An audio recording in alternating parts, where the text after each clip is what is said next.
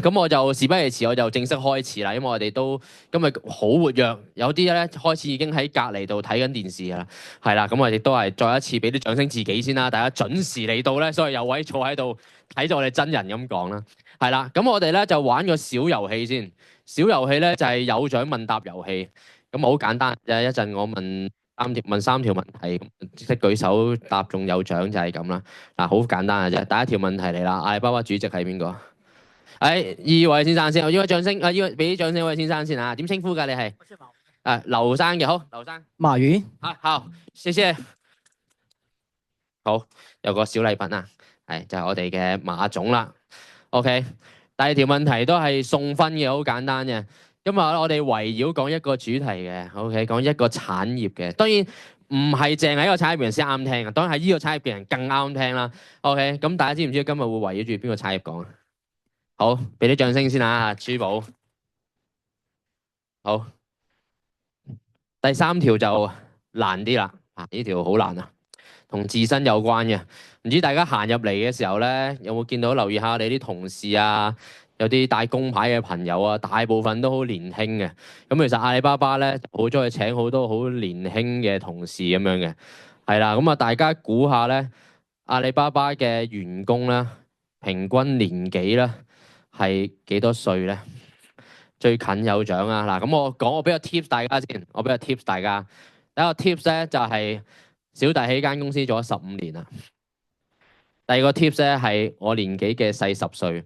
咁啊，大家估下，嗱，我嘅年紀幾歲咧？咁啊，再細10年啦，咁係幾多歲啦？好，嚟啦，開始。25即係估我35歲啦。OK，唔係。24，好多謝，都唔係嘅，估得太後生啦。21啊，仲多謝你，我做咗15年喎。OK，即係31歲係。越嚟越近㗎啦，都唔係越嚟越近㗎啦。冇，我冇43歲咁老嘅。好，31歲好，我都冇41歲咁老嘅。29都係好近，都係未中喎。30都係未中。係好，俾啲掌聲。好，小弟就都不知不覺由22歲入到嚟，就做到37歲啦。咁啊，大家咧見到咧，我哋好多員工都係好年輕啊。咁啊，開始啦，玩完個熱身遊戲。咁我講多次啦。我自己嗰 part 咧有兩個希望帶到俾大家嘅。咁首先咧，我今日呢個 PPT 咧，其實就好多謝 marketing 嘅同事，佢係琴日 update 咗啲最新嘅數據俾我。咁亦都坦白講呢個 PPT 我係並唔會 share 俾大家嘅。咁所以咧，大家真係中意咧，拎個手機影低佢冇所謂嘅。係啦，咁啊等等啦，就咁啦。係啦，開始。咁啊，介紹多少自己先啊。係啦，咁我叫 Terry 啦。咁呢個半鐘就會同大家一齊相處噶啦。係啦，咁啊，小弟咧其實有另外一個身份嘅。咁就小弟咧喺2013年嘅時候咧，就拎咗全香港拳擊嘅56公斤業餘全港總冠軍嘅。有冇啲掌聲啊嘛？有條腰帶啦，屋企。咁我18年喺修頓打一場職業啦，不過而家退咗役㗎啦，都肥咗成10幾 K。以前56K，而家70K 啦，真係光陰似箭。咁啊，阿里巴巴做咗15年啦。咁我日常喺度嘅職務咧，我負責做培訓為主嘅，即係好多喺香港嘅 client 點樣操作啊，點樣做平台啊，無論你做珠寶又好，做禮品又好，做咩產品都好啦。咁其實我大家都會識你點樣去操作個平台。平時我日常教嘢啦，咁希望幫到好多香港中小企做到電商呢部分啦。咁下邊有啲虛閒，我唔特別講啦。咁但係我想講咧，我而家講大家 serve 緊120間公司。咁今日嘅老闆咧，阿 Van 就係我120間嘅其中一間。係啦，咁我都有產出咗香港好多傑出網商嘅。咁今日嘅老闆咧個背景我都講多少少先。我想問下今日在座嘅朋友咧，有冇人係做珠寶㗎？Sadly 真係做緊珠寶，可唔可以舉手俾我睇下？都有1/3多啲喎。OK，咁啊，唔係珠寶界別，我覺得冇所謂嘅。有好多產品同性嘅，其實真係冇所謂。咁但係係珠寶嘅朋友，因為我前邊嗰 part 咧會有好多珠寶數據，咁所以係啱啱舉手嘅朋友咧，不妨真係拎部手機影多少相啦。係啦，咁我開始講下我120間公司，想同大家講一樣嘢先，就係有啲咩阿里巴巴咧，有啲咩公司會加入阿里巴巴咧？其實離不開3種嘅啫，咁都同大家做少少問卷，做少少調查啦。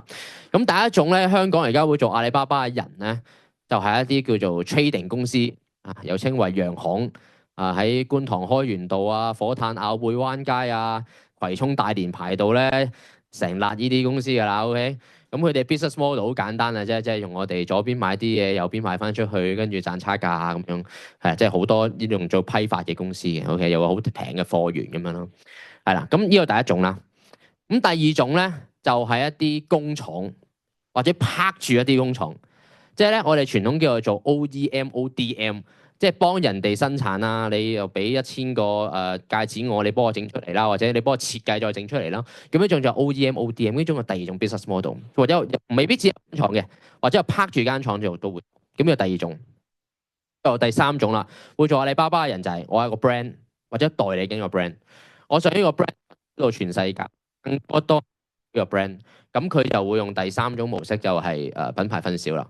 咁問下大家先，如果今日喺度嘅朋友咧係 trading 界別嘅朋友，可唔可以舉手入俾我望下？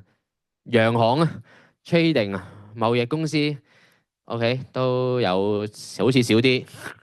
工廠咧，拍住間工廠做啲 OEM、ODM 嗰啲咧，或者自己有間工廠嘅界別啦。OK 啊，都有一紮。OK。最後啦，我有個 brand 或者代理有個 brand，咁想幫我呢個 brand 做多少少推廣宣傳嘅，有冇朋友係咁啊？OK，都有啊，都有一紮。問下先，阿 brand，你覺得你係 trade 廠 brand，你係邊個啊？甲廠，即係2號仔。OK，啱啱今日嘅朋友咧都可以更加又多聽下啦。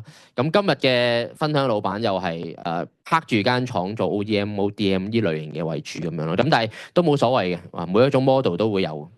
好，咁我就開始講下第一部分，有啲關於珠寶方面嘅數據先。咁其實咧，今日嘅朋友咧分享個說明嘅，佢係做全球貴重珠寶。我哋 exactly 個名咧叫 Fine Jewelry， 即係一啲鑽石啊、寶石啊嗰類型啊等等啦，有咩 GIA 證書咩1卡2卡咩淨度啊等等啦。坦白講咧，佢加入之前諗緊 work 唔 work 㗎？喂，平台會有人買2卡戒指嘅咩？我得張相啫喎，得條片啫喎。OK，原來 work 嘅喎。咁一陣啊，點 work 啊？交翻俾阿 Van 講啦。OK，咁所以如果大家做貴珠寶咧，其實都可以繼續諗下嘅。因為我哋咧網上揾一啲少少數據咧，每年都有 growth 嘅。大家見到一路都 growth 上去嘅，係20年 drop 嘅啫。應該疫情跟住咧你見到一路都340、360、370B、390B 等等啦。咁所以一路都升緊嘅。係啦，咁有幾個位大家要留意啦。第一個位咧，我哋見買嘅人多咗係咩咧？係啲發展中國家。一陣我哋後面會再講嘅。究竟邊個國家中意珠寶多啲啦？發展中國家咧，其實我哋見到個 growth 係再多啲嘅。咁第二咧就係大家如果做珠寶咧，唔好淨係諗原來珠寶係女士啊。我哋見到最近咧啲男士珠寶咧都 growth 得好犀利嘅。咁所以大家都可以諗下會唔會做少少男士珠寶？咁第二部分啦，online 買珠寶呢個 point 多唔多咧？我又揾咗少少數據喎，其實就越嚟越多嘅。咁去到最後咧，會有幾多咧？即係傳統我哋買去周生生、周大福咁樣嘅啫，係咪先？咁但係咧，原來而家咧，我哋預計咧，37.2% 嘅人咧，都會越嚟越有機會 online 度買珠寶噶啦。無論你貴珠寶又好，平珠寶都好，都會有機會去做到呢件事。咁跟住第三樣嘢啦，我哋又會見到珠寶，我哋再分拆出嚟啲乜嘢咧？會有頸鏈啦、戒指啦、耳環啦等等啦，係啦。咁我哋見到喺珠寶入邊最大嘅佔比係乜嘢咧？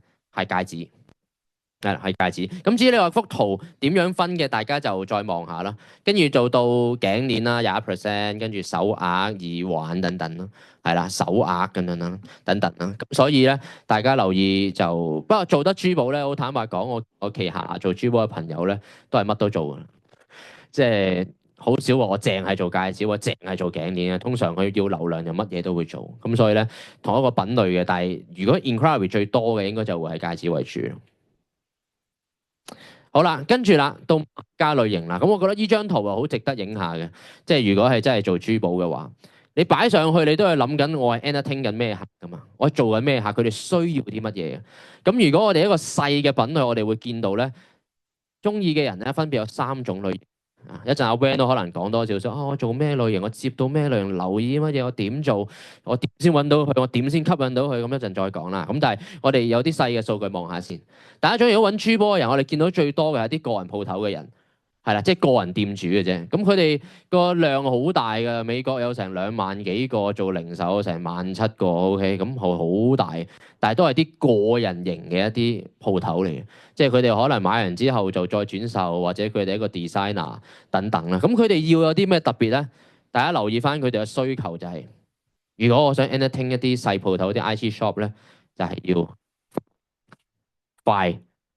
係啦，佢哋咧。今日同你落單咧，佢 expect 3個禮拜你好俾貨我啦，係啦，佢哋要快。咁第二咧，如果 entertain 到呢啲咧，大家要將自己嗰個物流嘅部分做好啲，係啦，因為佢哋好 care 咧，寄幾耐，寄幾貴，係啦，咁所以呢啲部分就要做好啲啦。咁就呢個就第一部分，咁但係會細少少嘅，OK。咁跟住第二部分啦，我想講最底嘅位好似阻住咗我一少少位，我睇下整唔整走到佢先。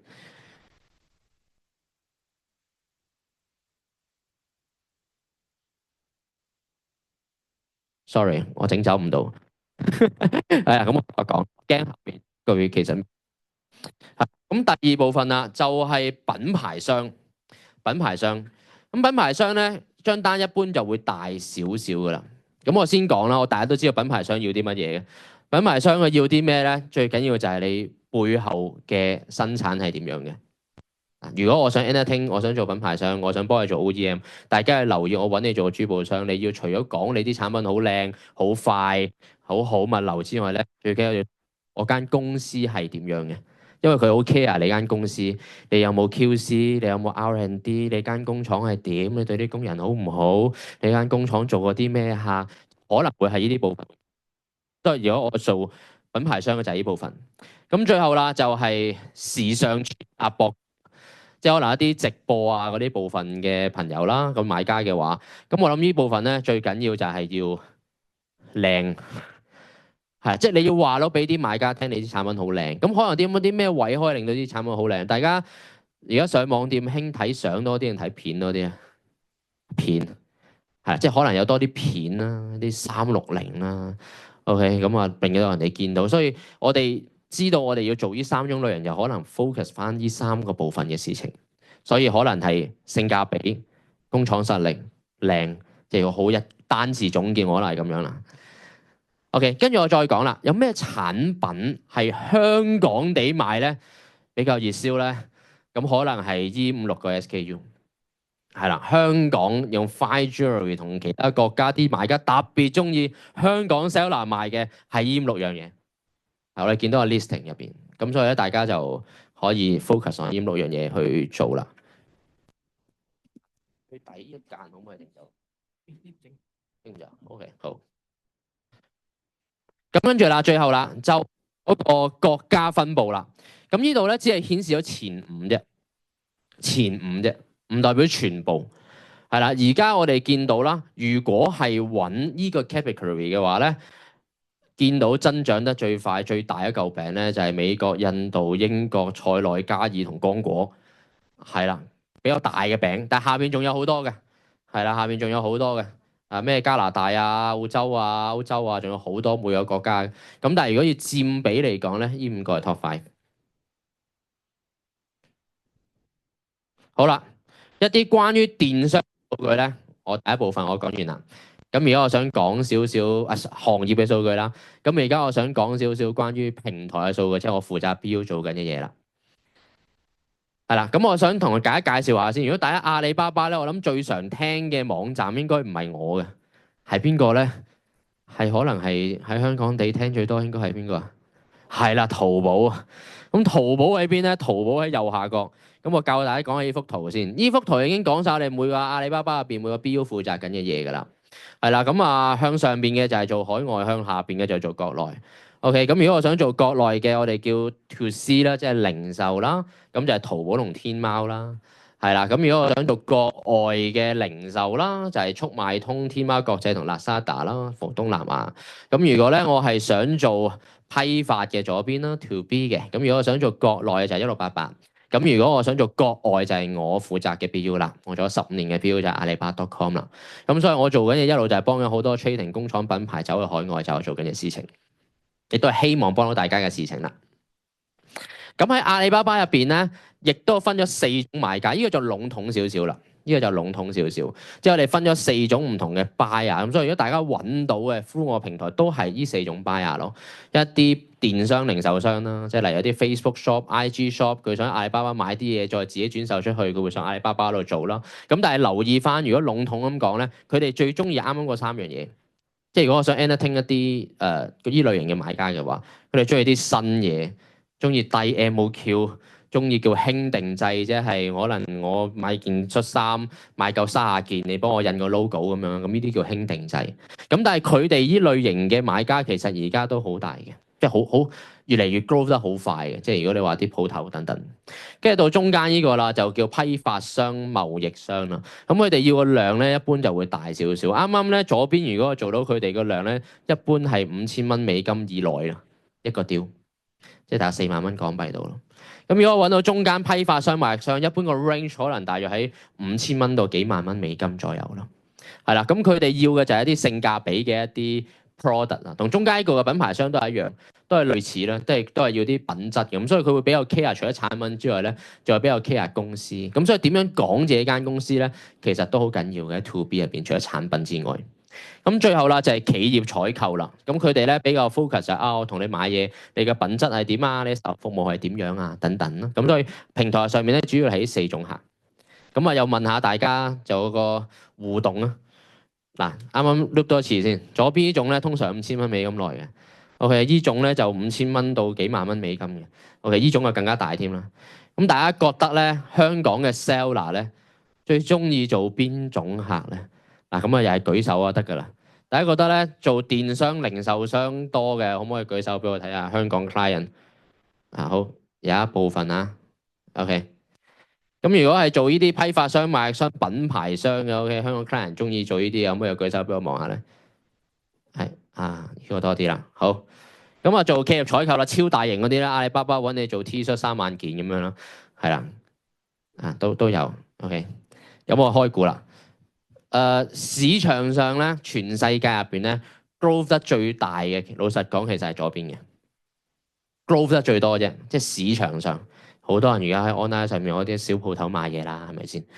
咁但係香港人咧，香港我遇到嘅 seller 咧，比較中意做嘅間嘅，因為一個 deal 都成萬蚊美金，覺得好開心咁樣。咁但係佢又會 care 埋我香港啊，本身有咩價值啊嗰啲等等。咁但係你做乜嘢就你自己揀。但係記得我啱啱提及過嘅就係。左邊咧，呢3個 point 雖然 growth 緊，你要做到嘅，你就係滿足到佢低 MOQ， 你要滿足到低定製去幫你做到，你要滿足到市場上有新嘢我都俾到你。OK， 中間就係話咩啊？我要滿足到我公司好勁㗎，我做咗啲咩客㗎？我喺工廠係點㗎 ？R&D 係點㗎 ？QC 係點㗎？我就係滿足到呢啲 point， 係我就比較容易做到中間。咁所以就係呢個位就係你揀你做啲乜嘢咯。阿 Van 你做邊個多啊？哦，左邊多啊嘛，鋪頭多，係啦。好，跟住啦，咁我又好簡單，大家進入下阿里巴巴 .com 啦。咁你啱啱講咁 Terry 又點樣幫我揾客啊？咁樣嚟去都係2部曲嘅啫。一陣阿 Van 可能會講多啲嘅，咁但係我好表面咁講少少啦。阿里巴巴揾客咧2個方法嘅啫，一係咧就你自己主動揾，上個平台上面有站買家，你可以自己抄佢傾偈揾；一係就你落一啲 ad，落一啲廣告，令到人哋一 search 嗰啲字見到你，離不開呢2個方法。咁我先講你自己揾先，自己揾咧就好簡單嘅啫。有一個平台咧就叫 RFQ 採購直達。咁如果個網址咧就叫 sourcing.alibaba.com， 一打落去就見到噶啦。咁啊全世界最大嘅採購平台嚟嘅，即係有啲買家佢揾都懶啊，佢直接寫條 list 上去話我要買戒指，買300隻，買咩銀定買咩金，要大約咩 range 咩樣，咁你自己揾佢出嚟去講你買到嘅嘢咯，等等。係啦，咁 RFQ 咧佢有幾個部分咧，就依個網址咧就係 sourcing.alibaba.com， 一打落去又有噶啦。咁當然啦，你要真係報價又做咗我哋 member 先做到報價啦。咁但係我哋好多客揾到生意，咁咧佢個玩法好簡單嘅啫。譬如我一打個假髮 Rick 呢個字落去啦，跟住咧，你就會見到有個美國買家，一個 active 嘅買家，佢想揾一紮嘅球假髮，跟住話你俾個 sample 我，咁你撳落去，咁你就可以同個買家做 contact 㗎，就係咁簡單。但係有啲規矩嘅，就咁簡單，個個都揾啦，有規矩嘅。首先每一個商家有 limit 嘅，大概40至60次左右咧，一個月嘅一個 seller，即係每日喺度揾到一兩個客戶嘅啫。咁第二咧就係每個 limit 咧就係你見到呢個最緊要嘅。每一個買家收到10個 code 嘅啫，即係收完10個 code 之後佢又會消失，咁同你打嘅人咧爭嘅人又有9個，咁所以呢個係一個佢好似咩咧？以前我細個咧去嗰啲惠康門口有個壁布板講補習老師100蚊個鐘，跟住你過去搣佢落嚟就打俾佢補習嗰個 feel 咯，即係佢已經講明佢要啲乜，然後你自己揾佢。咁但係個好處就係因為佢自己講明佢已經要啲乜嘢，咁所以你去揾佢就唔係魚翁殺，你解決緊佢嘅需求咯，等等。係啦，咁而呢個 IFQ 咧就好多嘅，即係每日有咩20億美金意向啊，有5萬個採購需求，每日泵上去啊，咁亦都係好大嘅一個平台咯。咁所以呢個都係阿里巴巴其中一個好核心嘅功能，就係主動出擊啦。咁另外一個部分啊，就係落一啲廣告，等人哋見到你啦。喺平台上面咧，你可以落唔同嘅廣告，譬如1號就有個 banner 廣告，2號就有個皇冠，3號就有另外一個廣告啦。咁另外就會令到人哋會見到你哋啦。係啊，有啲 AD 啊，呢啲字啊等等咁所以落廣告。咁但係詳情嘅我就唔講太多處。咁但係有興趣大家再同大家慢慢講。係啦，跟住我再講少少配套上面嘅嘢。咁啱啱我人揾你，你揾人。咁中間我哋做啲咩角色咧？咁我哋有幾個角色嘅。第一個角色就係阿里巴巴可以幫手收錢，可以幫手收錢。咁點幫手收錢咧？即係譬如我今日做咗張訂單3000蚊美金咁樣，咁你唔識個買家，個買家又唔識你，咁佢俾錢你，佢都好驚噶嘛。咁你收佢錢，有時你都驚驚地嘅，因為都唔知啲錢係點樣啊，會唔會有咩支票黨啊，定係點樣咯？咁我哋就會有一個中間收錢嘅 payment gateway，咁就好似淘寶、天貓購物車咁樣啦。不過佢係 to B 版本，咁所以入嘅就會多啲。咁我哋咧就會有個信用保障嘅服務咯，咁就可以幫中間兩邊去做支援收錢嘅部分。咁坦白講，我哋都好勇嘅，先同大家講下先啦。線上梗係佢勇嘅2%嘅啫。我哋收 sell 啦2%，嗱咁所以咧，如果10000蚊嘅 deal 落到口袋，可能得9800蚊等等咯。咁應該會比好多平台低嘅啦，2%嘅話。如果大家有做 HK 嘟嘟摩啊，有做亞馬遜啊，咁我相信應該唔會係2%等等咯。跟住啦，咁我哋配套上面仲有另一部分嘅，就係啱啱提及過啦。我哋有做物流，物流咧，大家知唔知道阿里巴巴嘅物流公司叫咩名啊？係啦，就係菜鳥物流啦。咁無論菜鳥物流咧，其實基本上無論淘寶、天貓、1688、速賣通，全部都用緊菜鳥嘅。菜鳥咧喺阿里巴巴 .com 入邊咧，都係用緊菜鳥嘅。咁個方向都係非常之簡單嘅啫。大家當係菜鳥係 hotel.com 啊，即係你 book 酒店又講邊一日 book 邊間酒店，跟住撳落去就 book 就係咁。咁你將佢嘅 concept 擺落物流入邊，我要寄去我邊度開始寄？出貨地寄去邊，然後用海運、空運同陸運，一撳落去就一站物流公司出嚟，你篤落去跟住就有人揾你㗎。簡單嚟講，logic 就係咁樣。係啦，咁個菜鳥咧，你可以自己睇到佢嗰個運送狀態啊、實時報價等等嘅。咁所以呢件事亦都會令到好多，因為佢已經拍咗落個後台入邊，咁佢就會令到好多賣家，本身冇做開電商喎，或者點做呢件事，就令得好簡單啲。咁所以好多做阿里巴巴而家淨係諗一樣嘢，就係諗我個 FOB price 咯，即係諗我個出廠價係點樣。咁其實可以，因為運費係你再報俾個 buyer 嘅。喺平台喺 to B 嘅世界咧，極少做包郵嘅。咩叫包郵？即係問我買10000蚊，我幫你包埋運費，唔會，因為你好難記，你好難計，每個國家又唔同，可能個進口要求又唔同，咁所以咧可能就係你會報我個產品出廠價就5000，OK，咁你去寄去美國，OK，原來要1000蚊，跟住報翻1000蚊，佢會俾你嘅，但係個 logic 會係咁樣，係啦，咁然後喺我哋物流嘅系統入邊咧有幾點係比較特色嘅。首先第一點咧，阿里巴巴佢就唔係做雜貨嘅。咁所以咧，佢唔係話強迫你一定要將啲貨擺喺我哋嘅倉，跟住需要先寄，係你需要寄嘅時候先揾我哋幫你寄嘅啫。咁所以咧，我哋就唔係做雜貨嘅模式啦。咁我哋亦都唔需要海外倉，因為我哋會你擺落我哋自己海材料倉入邊嘅啦。咁會做到集運嘅模式，咁所以會個價格應該會好啲。咁第三樣嘢，我哋而家支援緊嘅就係香港、內地都有自己嘅倉咁香港嘅機場啊、葵涌啊唔同地方都有啦。咁內地亦都會有咯，等等。咁即係至於點樣操作都好似啱啱講咁樣嘅啫。咁但係我諗總結就係、大家如果做電商嘅話，物流嘅部分唔需要太擔心。好，跟住最後講多兩點咧，我又到阿 Van 啦。咁希望大家有少少初步印象啦。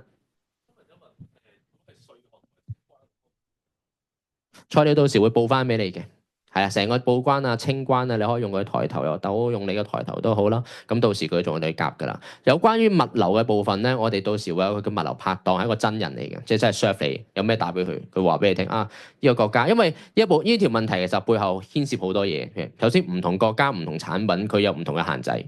或者你究竟譬如話你做食品或者做化妝品，可能要用特別嘅物流供應商先會幫到你。咁所以佢就會配翻啲特別嘅物流供應商幫你寄翻特別嘅嘢咯。咁可能佢價錢會有分別咯。咁跟住同埋報關清關亦都會牽涉好多嘢。究竟係你抬頭定我抬頭定係某君抬頭？係啊，等等啦。咁所以都會牽涉好多問題等等。咁但係詳情嚟講，會有個拍檔會跟你。OK，好啦，跟住就係做呢件事咧，需要幾多資金啦，咁樣啦。咁我先講先。呢件事咧，其實有個政府補貼嘅，就叫中小企市場推廣基金。係不過咧，啱啱咧就出一個唔係太好嘅消息啊，喺上個月嘅出嘅，係啦，大家咧唔知有冇睇日常而家香港嘅新聞咧，個香港政府就好似個經濟咧都唔係話非常之。咁所以咧，呢個資助咧，最後咧，大家知唔知去到幾時啊？唔知大家有冇留意一個細嘅新聞啦？因為香港其實 cut 咗好多政府資助，係啦，咁啊包括有一個叫科技券嘅 TVP，唔知有冇聽過？咁又已經 cut 咗啦，係啦，咁呢個 EMF 咧就到2026年7月1號就會正式完結，就會變成 BUD。係啦，咁但係我哋以往啦，我做咗15年㗎啦，15年前我已經幫緊 client 拎緊 EMF，咁啊去到第16年，我終於唔使再幫佢整文件，我自己大家辛苦，我坦然咗少少。咁啊，但係點都好啦，呢個 funding 去到26年7月1號，咁啊今日仲係25年5月啫，所以今日嘅 client 仲係攞緊呢個 funding 嘅，不過佢限額而家就25%。25%，即係等於你每做1萬，政府俾翻2500你等等。咁但係上限係100萬嘅，咁所以如果大家覺得，唉，反正政府俾我唔好嘥，我有100萬，本身政府俾我 quota，下年冇啦，咁大家可以即管諗下。好啦，跟住最後啦，咁阿 Terry 我真係想玩個流程係點樣咧？好簡單，係一版嘅啫。如果真係需要做阿里巴巴嘅話咧，有好基本嘅門檻就到噶啦。首先你有個 BR 先啦。係啦，咁第二咧，呢點都好緊要嘅。我哋每一個同事咧都會幫你間公司做一個叫實地認證，去 proof 你喺香港嘅運作，然後寫你哋香港嘅運作，咁啲買家先會信。咁所以咧，我哋點樣都會有個地方會上門嘅，無論你細規模又好，邊度都好啦。咁要滿足到我哋呢件事，俾到我哋做到上門，我哋先可以同大家合作。即係所以我哋就唔會好似唔存在喺麥當勞見客簽單，我哋就冇呢樣嘢。咁所以我哋會做到上門嘅實地營運啦。咁另外啦，咁我哋會做咩測試咧？咁我哋就會去睇你喺香港公司銀行戶口會唔會收到錢。咁我哋咧就會揾人入錢落你銀行戶口入邊，有1毫子、1蚊咁樣咯，等等咯。咁會 test 到呢啲嘅最基本嘅開鋪流程咯。咁整體做一間鋪頭，我諗大家預1個月左右咯。即係無論你之後上完嘅會揾我做培訓啦，跟住開店啊，咁通常大家1個月到就開咗間鋪頭出嚟。咁最後啦，做呢件事啦，我今日只係好皮毛啦講咗，因為我時間唔多。咁但係咧，真係做呢件事咧，有好多培訓嘅。咁阿里巴巴依度咧，都係其中一個培訓室。咁包括小弟都係一個老師啦。咁其實我哋一般一個 client 可能會上2至3堂左右咯。咁我哋就會去令到我哋嘅商家去識做呢件事咧。咁所以有唔同類型嘅培訓，有啲係個客會做啲 sharing 分享，好似今日咁啦。有啲就係針對某啲細嘅功能啦，有啲就大體點操作咯。咁我哋務必就希望令到我哋 client 會識用呢件事啦。好，咁啊，小弟個 part 就去到呢度先。咁啊，跟住呢條問題就 case by case 答你，但係我先講個 range 先啦。你預最基礎嘅收費大約4萬蚊左右啦，最基礎嘅費用。咁但係有好多咩廣告啊，咁我諗因應你需要嘅情況再話翻俾你聽。有人買到最基礎嘅4萬，跟住有啲就7萬、8萬、10萬、20萬都會有，咁視乎你嘅需要，但係咁樣。OK，咁啊，我 part 就講到咁樣先，跟住咧我就交翻俾今日另外一個好緊要嘅身份主持人啦，就係阿 Van 啊，可唔可以再俾多次掌聲先啊？咁咧，點解我哋今日邀請阿 Van 咧？咁其實咧，即係唔好介意，我坦白講咧，阿 Van 佢本身嘅背景咧，我第一次見佢唔係一間大嘅公司嚟嘅，唔係一啲話一去到上市公司咩30人、40人、10人，絕對唔係，係啦，佢就係、大家做珠寶咧，有條街咧好出名嘅，唔知有冇聽過？就係、紅磡嘅文裕街都出名，係學園東街啊嘛，你係嘛？係啦，學園東街，咁佢就係學園東街一帶嘅朋友嚟嘅，係啦，咁啊，我同阿 Van 都合作咗幾年㗎啦，咁啊一開頭咧佢都係乜嘢都唔識嘅，係啊，咁到今日咧可以同我一齊同大家做 sharing，我都真係好多謝，同埋咧佢仲做咗個 PPT 出嚟咧，同大家做 sharing，咁所以我都係好感動去講下自己嘅心路歷程咯，咁同埋一陣我會訪問佢，咁我希望大家一路聽或者我一 part 又好，佢一 part 都好，心中都可以諗你一啲疑問。咁我哋一陣 Q&A session 咧就問下佢啊。咁阿 Van 都好，佢大部分識答嘅都會答嘅。好，咁啊交俾你啦。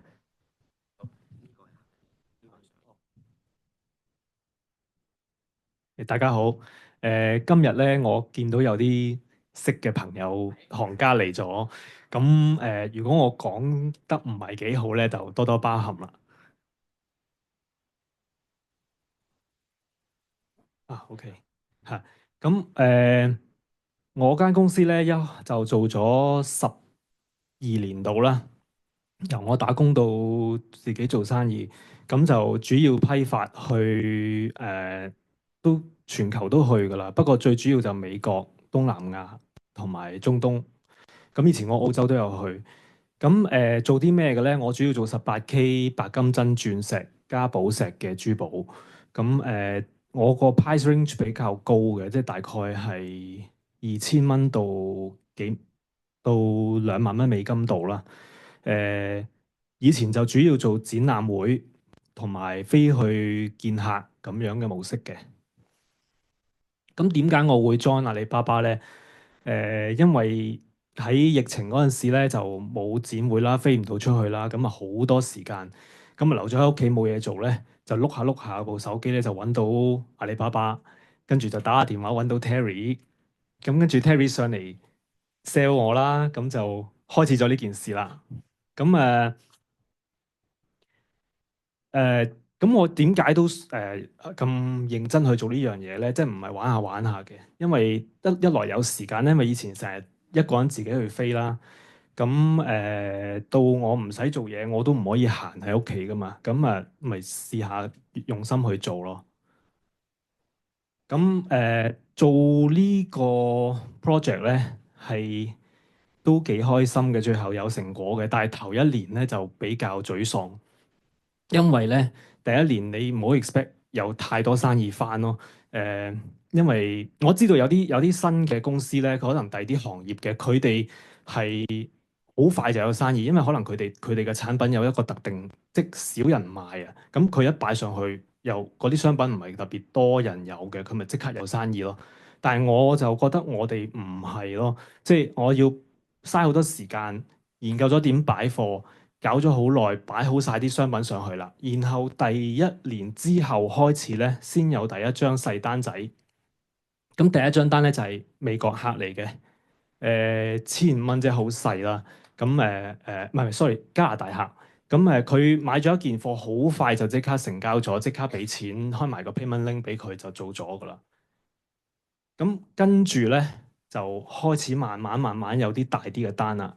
就係杜拜啦，咁我自己以前都成日飛杜拜嘅，咁我覺得我都識咗好多 local 嘅客啦，又大大細細我都識噶啦，商家我都撩勻晒噶啦，但係都有一啲我唔識嘅揾到翻嚟，佢上網睇到我啲產品，一啲 rainbow 戒指，跟住就落 order 咯，咁就落咗張幾萬蚊嘅單，就6萬蚊美金嘅單，就直接俾錢我嘅，佢直情冇經平台啦，我唔知點解佢會咁信我啦。咁慳埋嗰2%添。但係咧，阿里巴巴咧，除就係1萬蚊樓上就停㗎啦。佢2%唔係無限量咁收你嘅，即係佢都平嘅真係。所以其實我 prefer 係俾翻阿里巴巴做。點解咧？因為你阿里巴巴做嗰個 payment 咧，會令到你嗰個流量會提升嘅，咁你排位就會高。做喺佢嘅平台做晒所有嘢咧，你相比起你其他商家嘅排位咧，見到個廣告咧都會曝光率特別高咯。咁你會可以接觸到下一個商家咯。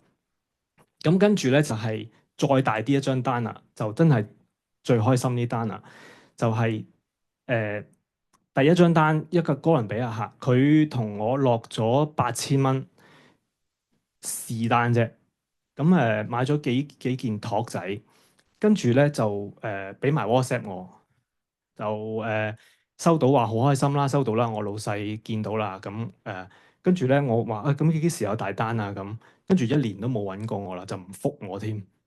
然後過咗1年之後咧，佢突然之間 WhatsApp 我，佢話我老闆 ready 啦，你俾啲圖我睇啦。咁就唔係啲大件嘢嚟嘅，係一啲我自己都少做嘅，係啲mount 一啲托仔啊、戒指仔啊，鑲佢啲綠寶嘅。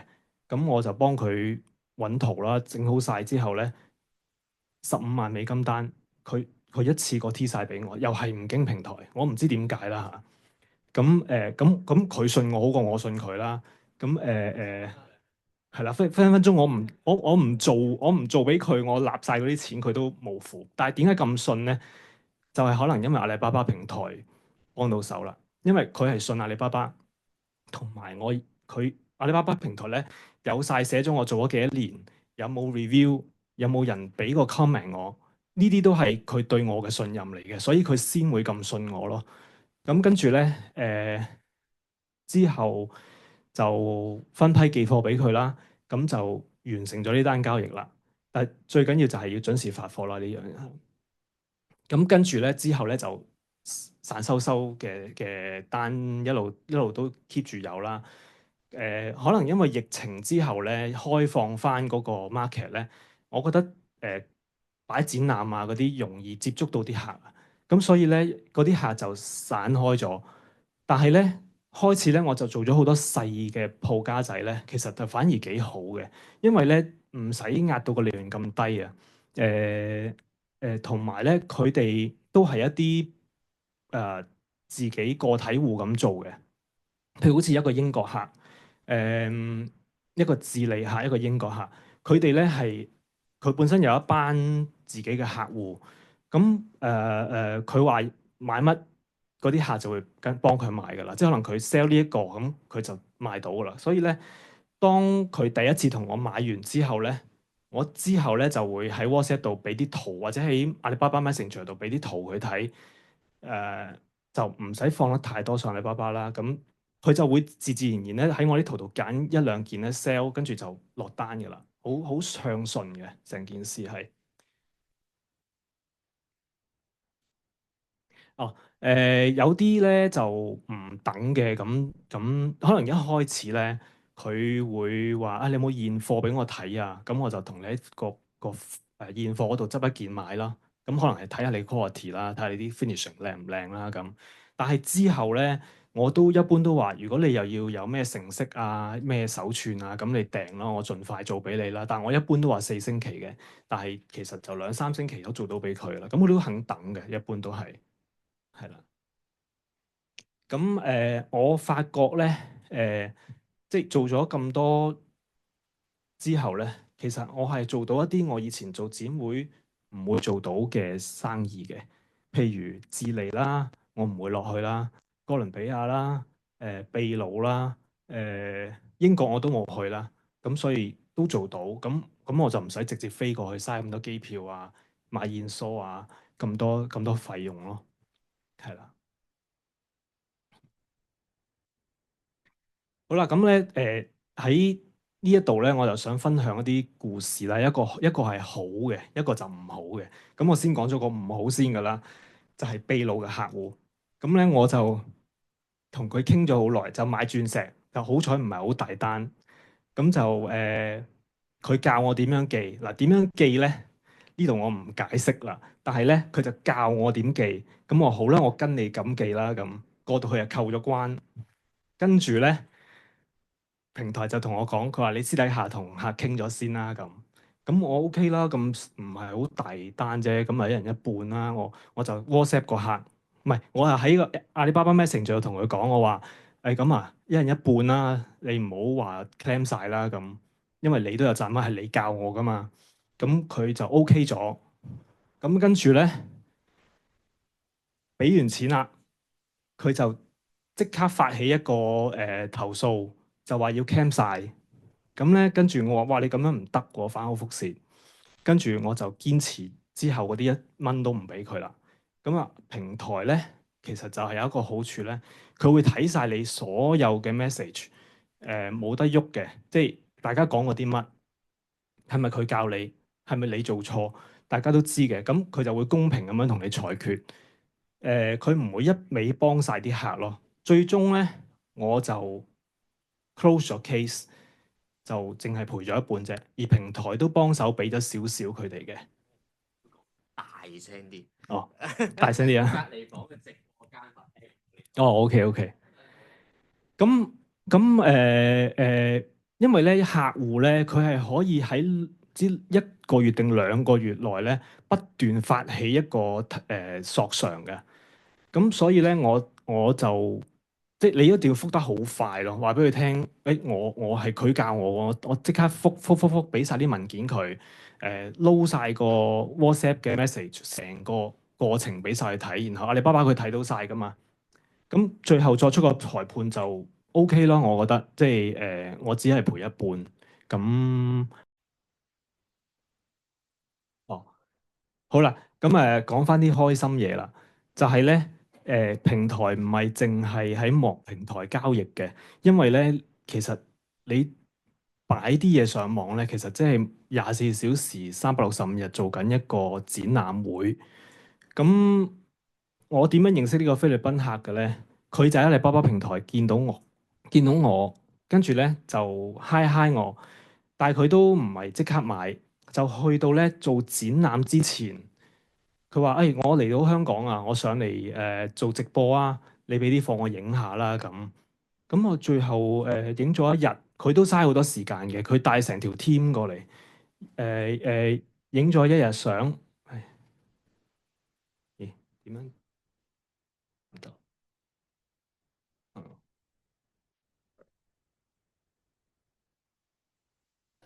影咗一日相啦，咁最終咧都做到1萬蚊美金嘅生意嘅，所以咧我覺得咧好多唔係平台咁簡單就咁就淨係得網上生意咯，佢連帶到好多隱藏嘅生意喺背後嘅，而係你慢慢碌下咧，你就會做到呢一啲啦。呢個咧就係嗰個菲律賓客嘅，咁佢喺我公司影相咯，做直播咯。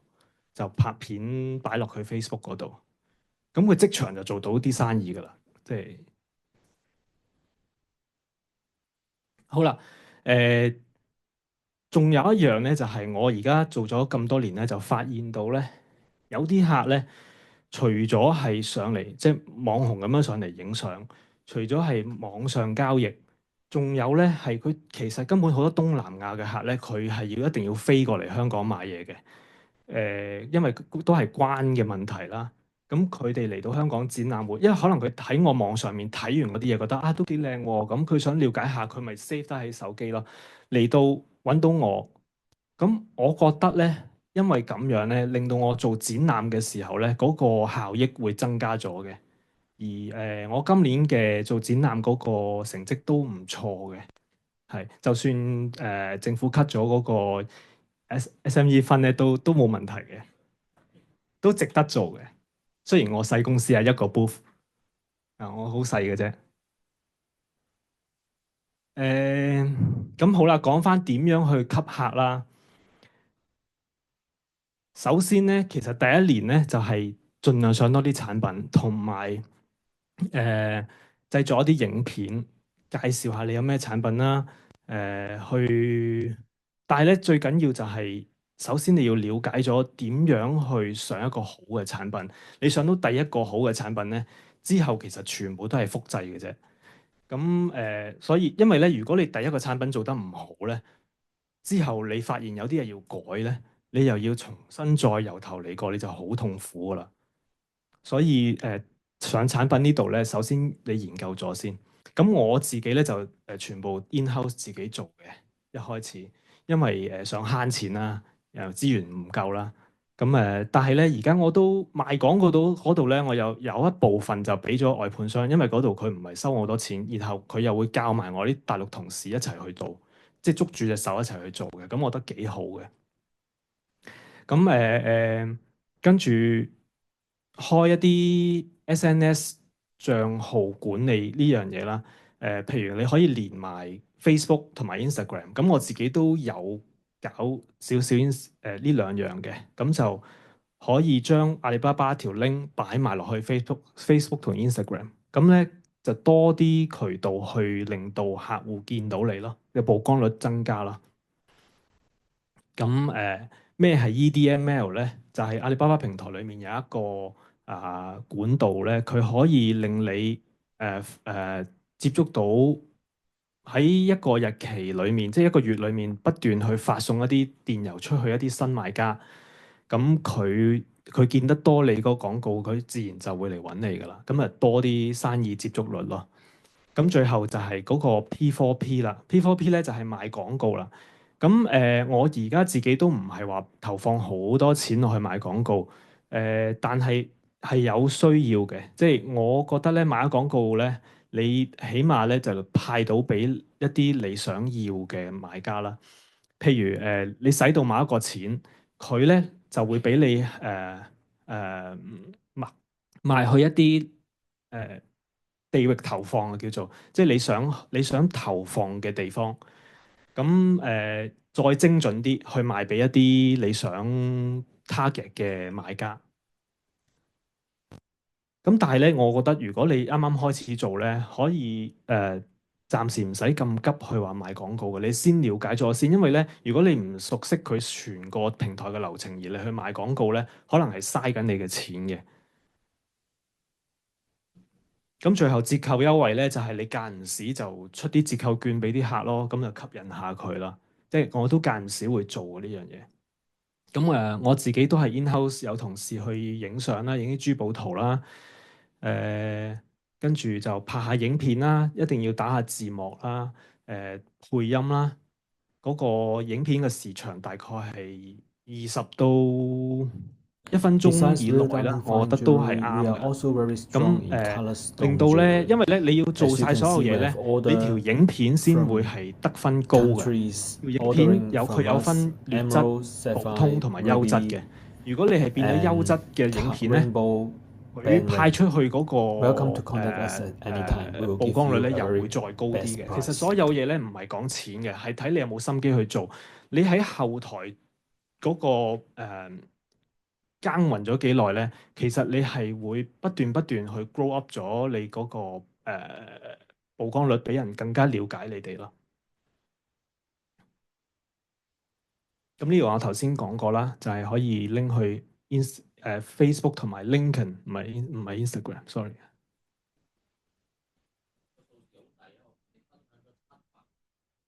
哦，係啊，因為咧，我同事咧，由我一開始自己做啦，都了解晒成個平台嘅流程啦，我就會教翻我個同事分開。譬如我而家有3個同事幫我做嘅，4個同事幫我做，一個做呢樣，一個做呢樣，一個做呢樣，每樣教佢一樣嘢。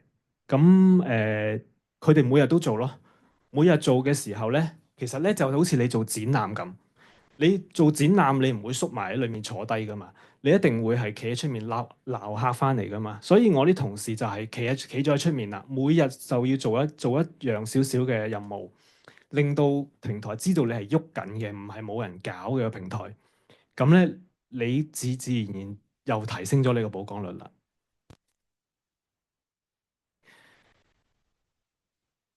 咁你亦都可以咧喺佢平台裏面咧有個溝通分享咧一樣嘅啫，都係同 Facebook 同 LinkedIn 一樣，只不過咧你發布去一啲已經聯繫過你嘅客人，即係曾經接觸過嘅。咁我每日就叫佢哋發俾30個客咯，咁啊可以等佢勾翻佢嘅回憶，係你曾經揾過我喎，我有啲新嘢俾你睇下喎，咁樣咯。呢個就係我頭先講過 EDM 啦。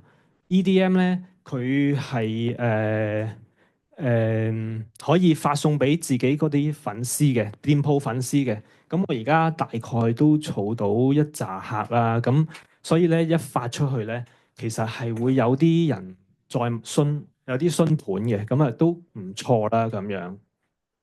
呢個就係我頭先講話有地域投放啦。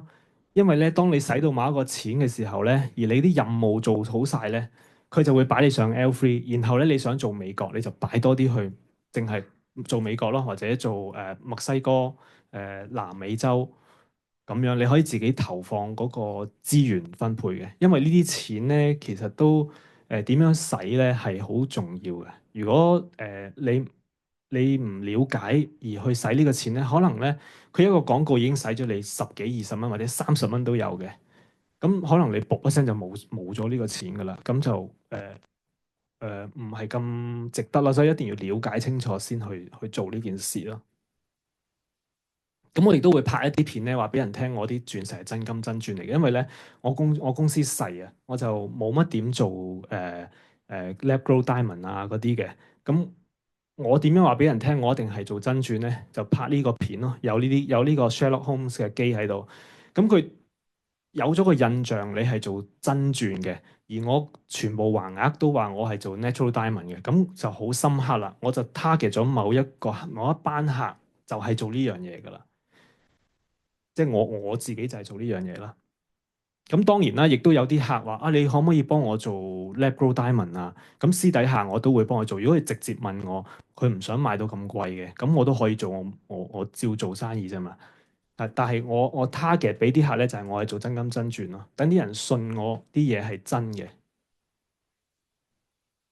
最重要呢一點咧，就係記得咧，做完晒嗰個交易之後咧，叫啲客俾翻個評分你，因為呢個評分咧好緊要嘅。你去翻平時你喺阿里巴巴嗰個平台搜尋一件貨品嘅時候咧，佢側邊有啲細項咧，有冇1個鐘頭回覆啊？有冇五星星啊？有冇評價？啲人就係睇呢啲嚟到去揾你噶啦。如果佢見你啲人俾你1星，誒唔使諗啦，呢個飛得啦咁樣。所以最好就揾啲同你關係好嘅，即刻俾個評分你啦。咁啊，做啲 catalog 啦。當啲客淨係想揾男裝嘅，你就淨係俾個男裝 catalog 佢，咁就快啲可以做成嗰單生意啦。仲有咧，呢個優惠券講咗啦。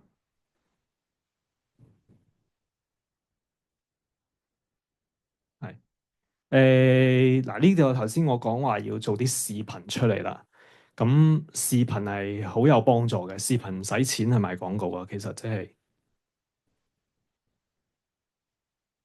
咁你點樣可以做到一單生意咧？即係由我到開頭到依家咧，有幾個重點係一定要知道嘅，就係你要快覆咯。阿里巴巴平台，如果你1個鐘頭以內覆到個客，keep 住嗰個頻率咧，人哋篩選嘅時候咧，佢可以揀1個鐘頭內嘅商家嘅。咁如果你係1個鐘頭內嘅，你咪着數咯。如果啲大公司佢投放10幾20萬一個月，但係佢唔夠佢可能24小時都冇人覆嘅，啲伙計可能第二朝先啦咁佢咪輸蝕過你咯。即係細公司都有佢嘅優勢咯。咁所以快速回覆係好緊要嘅。跟住咧，呢啲表現專業啦，同埋開通所有軟件啦。因為有啲客咧，佢未必想喺阿里巴巴平台度同你傾。點解咧？佢習慣佢嘅慣性咧，係佢會想用翻佢自己想用嘅通訊軟件嘅。譬如Viber 啊，我都有啦，Line 啊都有啦，都有試過咁樣直接走嚟問啦。WeChat 都有嘅喎。咁準時發貨一定要啦。如果唔係，佢會扣分嘅平台。同埋定期諮詢客戶回購啦，即係就好似我之後咁啦。當佢做成生意或者一啲潛在嘅客戶派翻啲廣告俾佢，派翻啲 video 俾佢睇，溜翻佢做生意咯。好啦，我都盡量係一個鐘頭嘅，即係我都希望我啲同事啦，或者其實咧，因為你可以睇到晒所有同事佢做過啲乜，佢有冇做嘢，佢點做嘢，係有後台係睇到晒嘅。佢冇覆，咦？佢冇覆幾耐咧？你可以幫佢覆。如果佢太耐冇覆咧，你將個客調翻俾自己，或者調俾第二個同事去覆，咁就可以即係令到你個平台會優越啲咯。呢個講咗啦。好啦，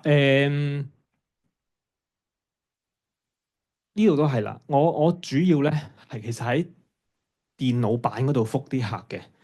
如果係阿里巴巴 Messenger 嗰度，因為咧其實比較方便。如果你係坐喺 office 咧，你開咗阿里巴巴呢個 Messenger 咧，係比較快去覆到客人啦。除非你行出咗你自己 office，搞唔掂、搞唔到嘅，咁咪手機覆咯。即係呢個就大家中意嘅呢度。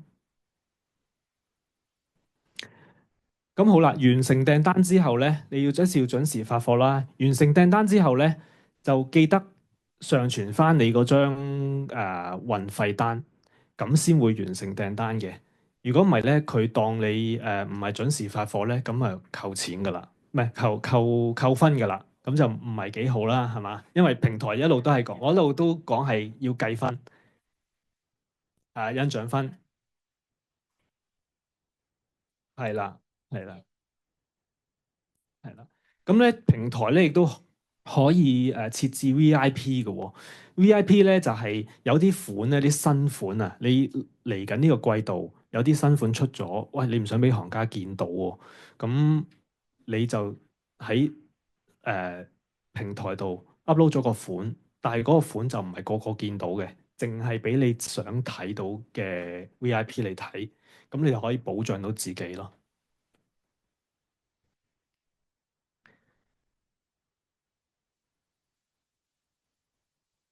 好啦，我自己咧就頭先講過啦，我有一個執相啦，一個上產品啦，一個發布啦，去令到我個平台不斷去有人營運緊啦。同埋咧，我哋睇數據。我而家咧就會喺後台度睇翻有邊啲款係多人睇嘅，咁我咧就會將嗰個款去再買多少少廣告令到佢變成一個爆款。咁佢變成一個爆款之後咧，佢又可以提升曝光率啦。咁跟住咧嗰個款咧就會可以更加會帶動到你其他款式，帶到俾啲客睇咯。嗱，好似咧，呢啲啦，有啲人佢特別中意呢個款嘅，呢啲睇得多嘅，咁你會知道，然後你就 target 到，原來平台啲客戶係中意男裝界嘅喎，佢睇得多啲喎，咁咪變咗佢第一個咯。企喺中間，網上嘅人見唔到你。OK，呢度得得， OK 我哋線上好多人聽緊。好，繼續。好啦，我就苦心經營咗有7個熱賣商品啦。咁熱賣商品又係增加流量嘅。咁當你賣廣告嘅時候，你睇到你自己邊啲廣告多人睇，然後你再推一推佢咧，咁佢就會上到去熱賣商品噶啦。同埋當你第一次去上產品嘅時候咧，就記得一定要做到佢有一個最高分數。最高分數咧就係你入嘅資料啦，你擺嘅圖片啦，有冇做齊晒啦？你 base on 你做到最高分數之後咧，你先容易啲咧推到上去，變成優質商品，然後再變成熱賣商品嘅。咁都係我所講啦，又係你做第一個模板嘅時候，一定要好小心咯。如果唔係，你之後再重新做過咧，就好痛苦，好痛苦噶啦。咁喺呢度咧，我想講下咧，就係我自己咧，淨係做阿里巴巴平台一個嘅啫，因為好好彩啦，我當時 Covid 嗰陣時冇嘢做，就做阿里巴巴平台，所以就經營咗呢一個，我亦都冇咁多時間，依家再搞第二個啦。咁但係好彩嘅就係阿里巴巴平台咧，佢後勤係幾好嘅。除咗有 Terry 呢個咁好嘅銷售經理，即係會不斷 back up 我啦，我有嘢唔明佢會教我啦。同埋咧，佢哋有啲熱線咧係或者你 email 佢咧，佢會答得好準確俾你聽，應該要點做嘅。同埋佢哋會不斷咧派，即係譬如佢有啲問卷，你覺得唔滿意，佢真係有人打電話俾你咧，問你係邊方面有問題。咁我自己咧都有啲阿里巴巴團隊嚟過我 office 啦，問過我有啲咩需要改進啦。咁佢好快就將佢嗰個版面改咗咧。最主要係咩咧？因為我做真金真鑽嘅，咁我話啊，可唔可以由我開頭做嘅時候咧，佢冇分開，因為阿里巴巴平台即係大家都知，可能淘寶可能買啲平啲嘅嘢，咁我買啲咁貴嘢，點樣可以俾人即刻就揾到我咧？咁佢而家咧就改咗啦，即係咧除咗呢度5星星一個鐘頭 respond。原來咧佢而家加埋你係 fine ring，即係 fine jewelry 嘅戒指，你要係金嘅，跟住仲要係香港嘅。咁如果我將呢度搜晒出嚟之後咧，我發現我自己嘅產品全部喺第一頁嘅，係啦，即係你做齊晒所有嘢之後咧，根本你賣廣告可以少啲，但係即係精準啲啊！但係如果大公司你做齊晒，咁你咪變咗霸主咯，即係你就好勁啦。咁係啦，呢個到尾聲啦，即係我想講咧，就係因為而家個環境不斷變緊啦，咁生意都難做啦。咁如果靠死一個國家真係幾辛苦嘅，咁平台我自己就慢慢做咯，即係你話係我呢幾年都平台都幫到手賺到錢嘅，你話係咪好好咧？唔係好好，但係我亦都會繼續做，因為佢幫到我一啲喺唔係網上銷售裡面嘅一啲生意係帶到俾我嘅，係我估計唔到嘅，所以個趨勢係慢慢都係要網線上線下都要有咯。咁係啦，多謝大家啦。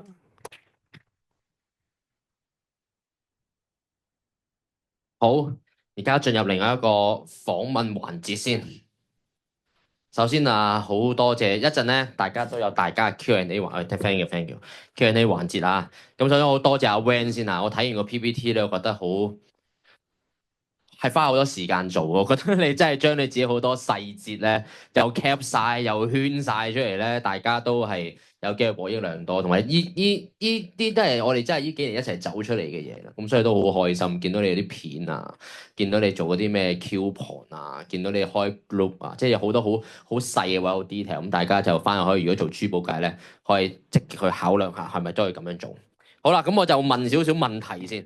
我想喺第一部分咧，我先由最着重嘅買家開始傾起。咁我雖然知你啱啱話接到唔同國家嘅買家，咁但係其實我睇過你後台咧，你而家你大約每個月都大約有200幾個人去問你嘢啦。我見而家佢個後台，但係每個有200幾個 B to B 嘅買家 inquiry， 透過 inquiry 或者 trade manager 問你嘢啦。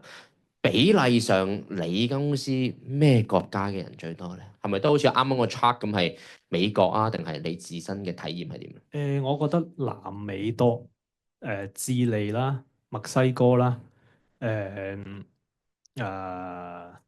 仲有哥倫比亞啦。呢啲咧，因為點解好咧對我？因為大家都知啦，你美國可以直接踩過去做展覽，佢哋唔需要經網上嘅，佢可以嚟到即刻就同你買咯。即係佢嗰個意欲冇咁高，但係南美咧，佢會冇咁容易嚟到咧。佢會願意花多啲時間去上網 search 下一啲佢自己啱嘅商家咯，匹配嘅，咁佢可以慢慢同你傾啊，咁樣就做到生意咯。好，咁啱啱咧，仲有第二部分就係我啱提及過啦，買家有好多唔同嘅類型啦。啱啱你提及過係零售商好似比較多啦。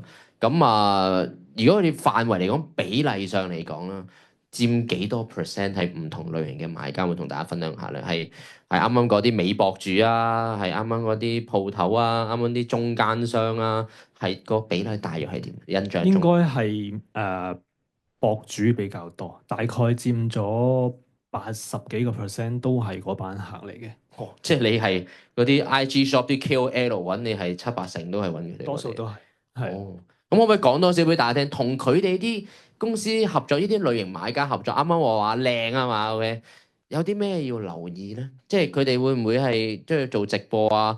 你有冇啲咩配套啊？點樣容易啲去 entertain 到佢哋啊？誒好多時咧，呢啲客同我第一次買咧，佢都係叫我影盤貨俾佢睇下，咁有啲乜嘢佢就買咗先。咁跟住咧就之後我有啲新款就會間唔時影啲新款俾佢哋咯。咁佢派咗俾啲客有興趣咧，咁佢就會同我落單噶啦。嗯，咁所以我諗影相係好緊要，即係如果你對係住或者影片係好緊要，得閒又要 send 啲嘢俾佢哋。咁我想問下啦，單價啦，嗱啱啱你話你個 range 好闊啦，咁如果而家啲買家 keep 住每日都問你啦，通常佢問你個 range 一張訂單計個 range 係幾闊左右咧？一般係1500到美金啊，二千美蚊美金金美金，頂噶啦。嗯係啦，但係咧，我就喺展會咧，如果啲菲律賓客嚟嗰啲咧，即係我問佢啊，你點解我唔識你？即係今次我就好多菲律賓客，咁我問佢咦點解你會識嚟揾我？我睇聯阿里巴巴咯。咁佢買嘅單價咧好都大嘅，都可能4000蚊一件美金戒指都有嘅嗯。嚇。但佢唔係買，即係佢都買一 lot 咁樣咯。係啦。好，咁所以你個 range 都闊嘅，即係由千，我啱啱見到嗰啲咩十幾萬美金單，咁當然嗰啲就大啲啦。咁但係如果普遍嚟講，可能千零兩千蚊美金個 range 係你最經常。咁同埋有樣嘢，我覺得阿 Van 做得幾好，佢幾 cover 到線上加線下咯。即係我覺得呢個位係我喺阿 Van 身上揾到，覺得幾好嘅啫。誒啲展覽會又聽到阿里巴巴嚟嘅喎，咁樣我諗你應該之前應該 send 好多嘢俾佢哋，同佢講我 booth number 啊、珠寶展啊、3A508啊，你過嚟揾我啦。你係咪都做好多呢啲咁嘅動作？我都會做呢啲動作，即係我諗而家好多都會喺臨開 show 之前就 send 個 WhatsApp 俾佢群發咁樣啦。咁我亦都會喺阿里巴巴平台度做一啲banner 去宣傳呢樣嘢嘅。嗯，因為你間鋪我見到而家儲咗好多粉絲啊，咁所以你就可以 send 俾佢哋。好啦，跟住我再想問產品啊，啱啱一開頭咧同大家講做珠寶咧，戒指係最勁嘅，30幾%，跟住到頸鏈啊、手鐲啊、耳環啊等等手等等呢啲啦。你咧，你係做緊啲咩類型嘅產品係你覺得最多人問、最吸引、最易成到？可唔可以同我都分享？係戒指嘅，係真嘅。跟住其次就耳環咯，戒指耳環呢度都走唔甩，即係我哋實體嘅時候都係戒指比較多，咁線上都係一樣。但係你係做真金真鑽噶嘛？係啦，做真金真鑽。不過做啱啱個位我都覺得講得好好。你話真鑽咧，你要專登揾有部機去 check 佢，令到佢人哋覺得佢係真鑽。咁如果大家有做 fine jewelry 嘅朋友，不妨都用翻呢個操作。嗰部機係咪大家都應該都識嘅？我唔識啊，我學因為過。有好多牌子嘅，咁啊，但係我諗大家喺廠都會買唔同牌子嘅機啦，但係最主要都係 show 俾個客睇，哦，我做啲嘢係真嘅，咁你信咗我一次之後，其實就會容易俾佢翻單到咯。咁買咁貴嘅珠寶啦，個 payment terms 係點樣嘅咧？通常係即係個個都肯俾晒，即係我有冇聽到啊？哇俾晒先喎，咩十幾萬入咁樣，我覺得好癲嘅一件事。通常係點嘅？佢哋同你傾3成訂、5成訂、7成訂、10成訂係點嘅咧？或者你想嘅係點？其實一般都係 full pay 噶啦，但係咧而家開始有啲就算買到3000蚊嘅客美金嘅客咧，佢都話可唔可以俾住少少你先啊？我 OK，即係俾住1000蚊，跟住我起完貨，你先至俾埋個尾數，我先寄貨咯，都有嘅。咁但係你出貨前你都係會收晒先會做，係啦，係啦，如果唔係就唔寄啦，係啦，係啦。但係就好過傳統咯，因為我哋傳統做珠寶，你哋飛過去擺低啲貨啊，3個月後過嚟啊，收錢冇錢喎，下次先啦，下次我又要飛過嚟，咁我啲使費都好勁啊嘛，嗯咁即係我覺得呢個又係另一種模式，可以令到我嗰個放數嗰個期會好啲咯。好，咁跟住啦，你啱啱我提及過啦，做阿里巴巴有唔同嘅身份啦，有啲係 trading，有啲係拍住間廠，有啲係品牌，咁你係叫拍住間廠做 OEM、ODM 啦，等等啦。你覺得有啲乜嘢係呢類型嘅公司係需要話咯俾啲買家聽咧？即係譬如工廠，我諗你要介紹啦。咁你點樣介紹？介紹得有幾 deep，可唔可以同大家分享下？哦，我又冇㗎喎，因為咧一般啲客人咧都冇問我個廠有幾大嘅，嗯佢只會係睇我啲款同埋價錢嘅啫。咁都係嗰句啦，佢第一次唔順利，佢買咗一次小單嘅之後咧，佢就會好容易同你做一單再大啲嘅生意咯。所以唔好嫌細咯。嗯。我想問，唔好嫌細，細到幾細先係細咧？細係有陣時啲單可能500到1000蚊美金都有嘅。都再照接。都照做嘅。不過哦，佢如果佢唔嫌個 shipping 貴咧，我都照做嘅。多唔多案例係今日同你開張細單，他日同你 keep 住傾開啲好啲嘅單咁樣？其實係個個都係咁，個個都係一開始買少少先，睇嗯下你啲 finishing 啊，你俾佢，譬如你話綠寶你好靚啊，個度都唔係嗰個色嘅，即係佢就係要知道你係咪俾緊嗰樣嘢佢夠唔夠啱唔啱佢想要嘅嘢先咯。係啊。好，咁啊，啱啱想提少少開店嘅時候遇到嘅事情啦。啱啱你成日話第一款產品好緊要，第一款產品好緊要，可唔可以同大家分享下你 day one 啊，即係應該都係幾年前，大約用咗幾耐去開到間店？你有冇印象？嗰陣時嘅經歷係點樣咧？開間店會唔會好難啊？可唔可以同大家分享下嗰段時間？其實就真係幾多嘢做嘅，因為你當係好似另一盤生意咁樣咧，你要去研究，除非你揾一個第三方幫你搞，幫你上產品，但係你就唔會識得裡面好仔細邊個位係做啲乜嘢。到如果誒嗰第三方冇咗，你自己 run 根本係 run 唔掂，因為你完全唔識嗰個操作啊。所以我就寧願係自己去學咗先咯。點樣去做個模板，但係點樣仔細做咧？呢個好難講，但係係真係要嘥好多時間去慢慢摸索點樣去做好第一頭嘅呢個模板咧。因為戒指、耳環、吊墜每一個都有一個特性啊嘛。咁係啦。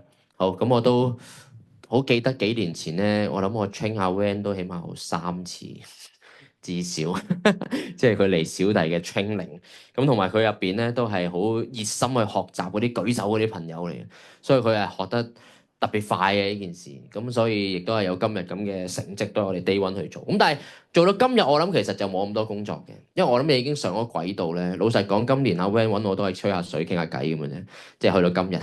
即係我哋幾年前嘅今日就喺度研究，我哋點樣上第一盤嘅啊？個片點整啊？關鍵點寫啊？我哋就研究呢啲。但係我諗去到後尾電商上咗軌道，其實又唔係話咁辛苦，因為你都係收完 query 為主，等等。或者當然中間你有啲嘢可以做嘅，咩啱啱話 send coupon 啊，講俾人聽咩展覽會啊，或者日常有啲片自己拍，嗰啲可以 keep 住做。即係但係做慣咗又唔係好難。咁但係最難係可能一開頭就要去學呢件事咯。咁但係都啱啱阿 Van 講得啱嘅，有啲人係唔做嘅。我收下都有好多朋友係唔做嘅，佢話誒唔做唔緊要啊，揾代人運做都有嘅，咁但係都係啊，就會即係有一日你唔識嘅時候就要再學翻，就會好啲。好啦，跟住就希望你可唔可以俾少少勉勵下大家？你覺得因為而家香港商家咧都有好多難題啦，即係譬如我諗在座好多朋友有啲可能就做開本地未做出口又會有嘅，我估啊係啦，有啲就可能好傳統嘅，即係我本身我完全冇接觸過電商，我淨係識做 ODM、ODM 起貨嘅啫，又會有。有啲就會係我見到有啲就係本身係做品牌嘅，即係可能佢都係唔識去做電商呢啲部分，都 to B 電商呢部分都會有。你覺得真係做落呢件事，你未係最成功啦，但係你有小成功，你覺得有咩點真係最緊要可以勉勵下大家？最緊要就係一開始搞嘅時候唔好咁容易放棄咯，因為誒投入係需要投入資金，亦都要投入你嘅時間咧。變相你自己盤生意又要理啦，又要搞呢樣啦，你其實好容易想放棄嘅。但係咧，當你過渡咗一個時間之後咧，其實就所有嘢都好容易嘅，因為你了解晒成個背景點做，你只係叫你同事去做嘅時候咧，你就睇到成個 picture 點樣集中火力去勾啲單翻嚟，即係點樣同啲客傾成嗰個 deal，點樣去教同事去做成一個 deal。即係我都有啲同事係我放咗俾佢一啲國家嘅客戶，咁佢自己都幫我成到一兩張單嘅，都唔錯嘅，係啦。好，咁所以雖然老生常談啊，但係都係嗰句唔好放棄。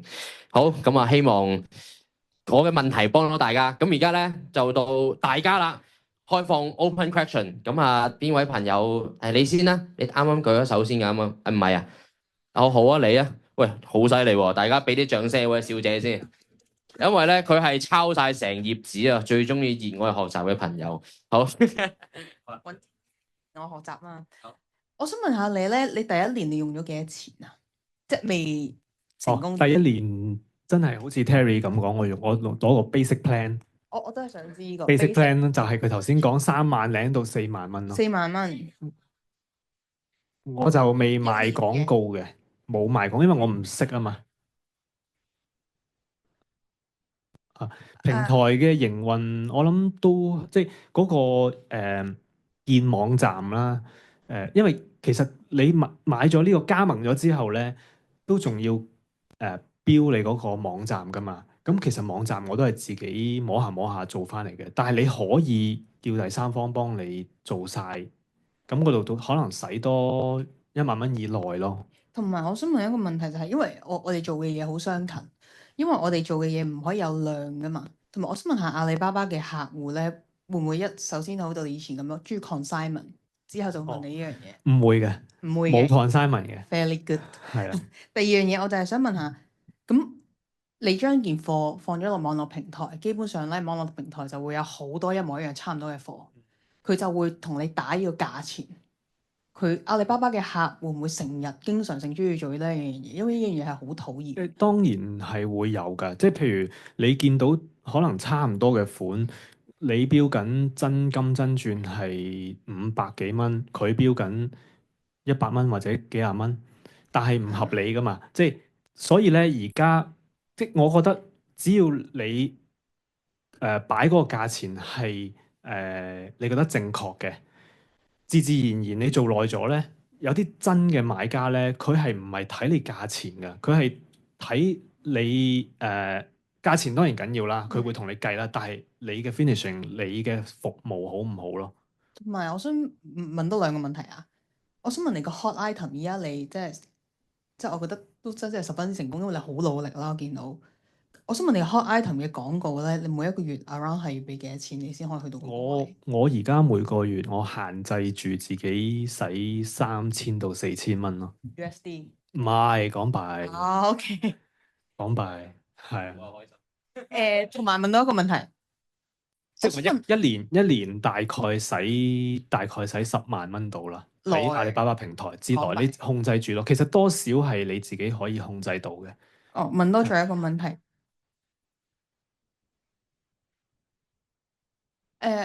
佢個利，即係你知，因為如果我哋要去外國去做參展，佢哋就壓你個利潤，你都壓得好勁。咁阿里巴巴平台嘅其實一樣㗎，有啲咧嗱，好似杜拜嗰啲客啦，你知杜拜都係印度人嚟㗎嘛，咁佢哋壓價都好勁嘅。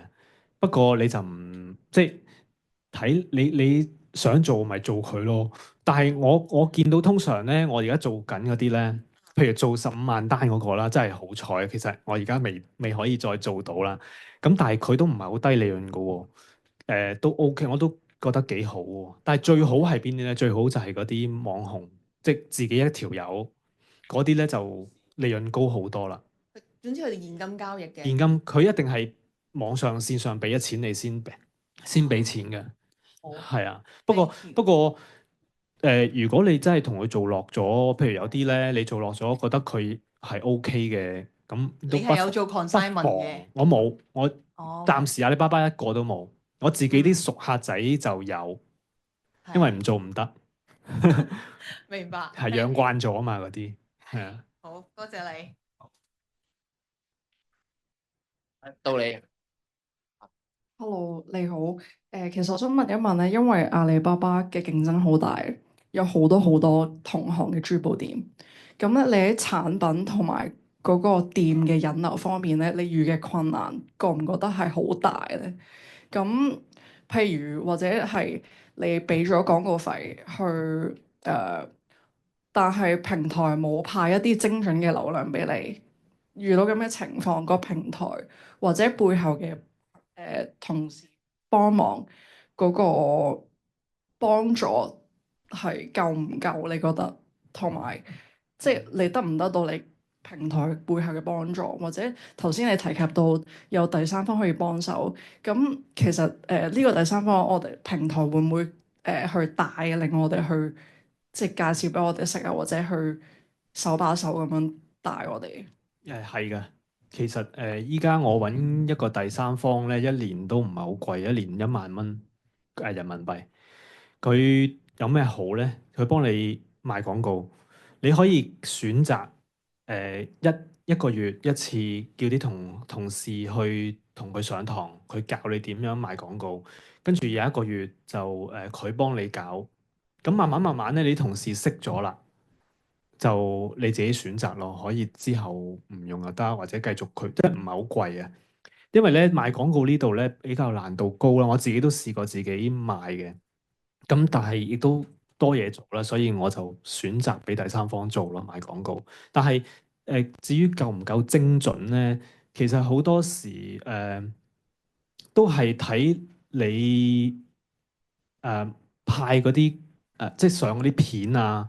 你有冇後台有冇做好啲嘢啊？你賣去邊一個國家？呢度係好主要嘅咯。即係譬如你想做南美嘅，咁你投放即係你撥嗰個 percentage 去南美多啲咯。咁翻嚟咧，通常都會係有呢啲人去問你嘢嘅。而我而家就多咗啲客去問我咯，我中到呢幾個呢啲客咯，係啊。我補充少少啊，啱啱講嘅代營運咧，即係叫第三方啦。個 range 係你自己需求嘅，睇下你需要幾多嘅啫。最簡單就係啱啱話啊，落廣告做下 training，咁可能1萬咯。有啲去到話，你成間店俾我打你啊，我哋成個 ID password 俾晒佢，佢幫你 run 晒所有嘢，除咗覆嘢以外都有，3萬蚊、4萬蚊咁樣。有啲又會話覆都幫我覆埋啊，我唔想覆嘢啦，都有。係成間鋪攞走佢，你淨係公品啫，都有。咁啊，再抽你可能 profit 20% 咁樣咯，即係都會有。因為代營運呢個 terms 咧，如果你喺 Google 喺百度打咧，好闊嘅個 range。咁所以你可以係零嘅，我有客係零嘅。OK，即係我客係我 train，跟住 train 完自己全個團隊喐晒，啲員工自己搞又會有。咁所以我諗呢個就好睇你自己個別嘅需求，我只可以咁樣答咯。咁所以你要去到好闊，成間鋪交俾人又有，你有信心我啲產品好掂，我就交俾人搞又有，搞少少又有，好似佢搞多啲又有。咁所以咧，呢個就睇你自己。咁仲有咧，講多少少我哋公司嘅阿里巴巴咧，我哋有好多 training，係，但係睇你參唔參加。係啦，咁啊好多客咧，佢又3次啦。上個月有個客就好犀利，前個月啊，又係做珠寶，3個女人上咗5次，係啊，3個女人仔咁啊，又係電商創業啊，咁樣又同你有啲似嘅阿 Wanda 嘅陳小姐，係啊，上咗5次，即係因為個年紀都大少少咁樣，咁就上咗幾次咯，咁都會有嘅，係啊，咁所以。睇你自己咯，有啲上1、2次唔上，有啲上4、5次唔上，咁總之即係都係 training 都係好 free flow，睇你自己識到幾多，得得。好，跟住到下條問題啦。好，嗰位小姐先，可唔可以幫我遞俾嗰位小姐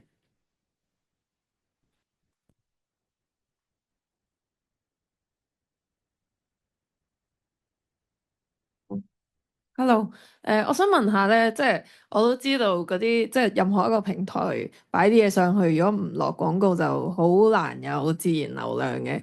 咁你都有話你落廣告咯，會唔會介意分享下？即係你而家嗰個即係點？即係譬如開始一個對話嘅成本係幾多錢啊？即係唔係點擊啊？即係開始對話。真係好難講嘅，即係咧，譬如我一開始啦，頭一年我仲少啲添啊啲廣告，但係咧過咗1年之後咧，都會有啲撞咗翻嚟咧，即係可能廣告費唔係好多，但係都會做到生意嘅咯。你話點樣計算每一個客係幾多錢咧？呢度係可以計到嘅，但係我就冇抽翻個數據出嚟。幾多錢一個客係真係最後做得到咯？哦，係啊，但係 so far 我而家做咗呢幾年係唔錯嘅，不斷都會有啲新客去諮詢，最後係做到生意咯。哦，係好，因為我即係我自己係做小紅書、Instagram 同埋 Facebook，我就覺得小紅書嗰啲成本好貴，同埋好難成交。即係我唔知係咪因為係即係佢個用戶係比較多中國嗰邊嘅用戶，跟住佢哋對價格比較敏感啲。都可能會係因為咧外國始終啲買家譬如美國啊、墨西哥啊嗰啲咧，佢哋嗰個俾你嘅利潤可以好啲嘅，係啊。我補充少少，你啱啱個問題答案咧有好多 try and error 喺裏邊嘅，即係啱啱 exactly 我哋個 terms 咧就叫獲客成本，即係每一個廣告加埋你嘅年費除翻落去，你每一個 inquiry 係幾錢，即係 exactly 條數係咁計啦，計實有得計嘅，但係好浮動嘅，有啲行業可能係200蚊、500蚊都有啊，啲賣機嗰啲咧可能幾百蚊先有一個 inquiry 都有，因為成台機買一張雕10萬蚊美金咁，佢好 high 嘅嗰啲。咁有啲就可能佢個 range 係 fine jewelry，有啲就可能會再平啲個 range 係 fashion jewelry，即係可能10蚊、20蚊，好似黃忠嗰啲珠寶店又會有。咁嗰啲可能會再多啲 inquiry 嘅。咁所以嗰個數好難計。咁但係咧，我要講嘅就係、真係將佢做嘅時候咧，一定要做好多 try and error。點樣即係譬如話佢落廣告啦，佢 exactly 我睇咗佢條數一句落3、4千蚊。咁佢可以選擇3、4千蚊有兩個樣 option。第一個 option 就係我擺落3、4千，我擺落戒指度，擺落頸鏈度先。我擺落頸鏈，擺落手鐲度先。你擺咗落去，你睇到，你嗰個月睇到㗎啦。OK 啊，呢個就拎到咁多 inquiry。呢個第一個要睇嘅面相。第二個睇嘅面相，你可以教國家。啱啱話啦，佢可以屏蔽某啲國家，即係譬如我可以 set 4000蚊齋擺美國，唔做任何國家都得嘅。我3000蚊齋擺中東，我唔做其他國家都得嘅。咁你出到嚟，你就會見到，原來嗰個國家興多啲 kick 先問，咁所以我冇絕對答案。咁但係最後嘅 feeling 就你自己先知，即係最後嘅 feeling 就係你產出嗰啲 inquiry，你變唔變到單？係，其實啲廣告都要係咁試驗唔同。係啊，所以我哋冇一個好絕對嘅數值啊。究竟你係50定係你係80定係你係200？我哋計唔到。但係就係嗰件事就係你有好多 try and error 先好玩咯。即係佢唔係話好似你參展你擺4萬蚊 stand up booth 完咁就完，佢就會有好多唔同嘅事。Kelvin 係咪有啲線上嘅問題啊？定唔接啊？我哋下邊都好多問題，我哋答多3條問題啊。好呢邊先，我見佢舉手舉好多次，好 respect 啊。好。係係咁嘅，我有個朋友咧都想做呢一方面嘅嘢，但係佢係一個設計師，咁點樣保嗰個款式啊？即係嗰個即係珠寶嘅款式。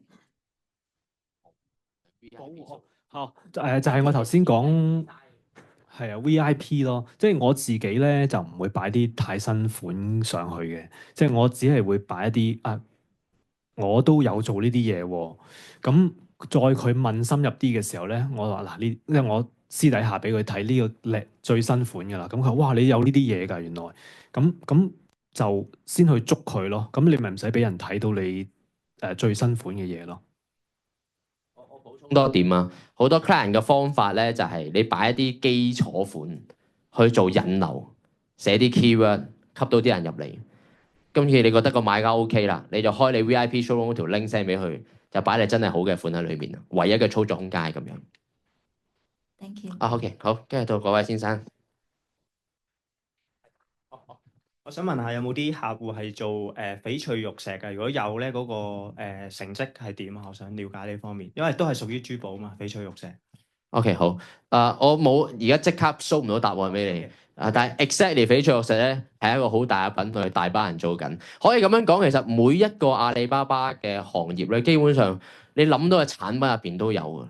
咁而每一個都有佢自己嗰個金字塔三角形，即係大約幾多 inquiry， 平均 GMV 幾多咁樣。咁我覺得 exactly 呢個就你 case by case， 到時再問翻你客戶經理。係，唔該。好，我最後2條問題啦，最後2條。線上1條，好啦，我俾埋嗰位同呢位啦，因為我哋就線下再咩？你好，我想問下for example 你哋接訂單會收訂㗎嘛？咁另外一樣嘢就係我想問下阿里巴巴有冇即係 for example 淘寶啦，或者好多 online 賣嘢，佢哋有一個類近7日無條件退貨，咁阿里巴巴有冇啲咁嘅咧？始終 B to B 啦，第一，第二 for example 你接住張單收完訂金，但係個客話佢要取消喎，咁你有冇試過咁嘅情況係點樣處理嘅咧？我暫時都冇試過佢想取消訂單喎。不過佢係有權利去喺某一個時間裡面取消張單嘅，即係但係我唔係好清楚呢個條。To B 同 To C 嘅玩法好唔一樣。我係 To B 平台，To C 平台咧，譬如亞馬遜啊、HKTV 唔同啦，唔好講人哋名。總之唔同嘅平台啦，係你收唔到錢嘅，你要將訂單完成先收到錢嘅。呢個係 To C 嘅玩法。To B 嘅玩法，我扣唔到你啲錢嘅。你諗下，我同你落咗1萬蚊美金嘅訂單，如果我 hold 住1萬蚊美金，我唔俾你，你點樣找工廠嘅貨，然後去 complete 張單？你做唔到，所以我哋唔可以 hold 住你啲錢。